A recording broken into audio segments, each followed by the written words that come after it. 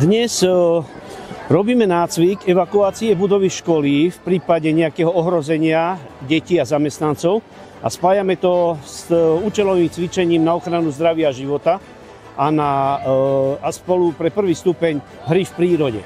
Takže spájame jednu činnosť, ktorá v dnešnej dobe je veľmi rozšírená, to je to ohrozovanie tých detí v školách a školských priestoroch a zároveň s tým tzv. V úvodzovkách branným cvičením. Riaditeľa Beňka sme sa opýtali aj to, čo zaujíma mnohých rodičov žiakov tejto školy.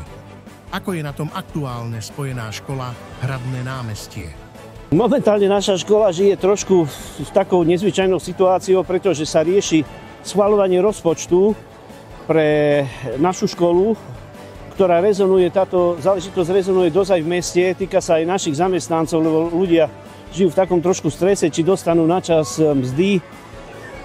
Ja ako riaditeľ mám dosť problémy s upokojovaním dodávateľov, uhradzaním faktúr, pretože pokiaľ nie je rozpočtové opatrenie schválené, nemôžeme nič uhrádzať, lebo by sme porušili finančnú disciplínu, teda zákon o rozpočtových pravidlách.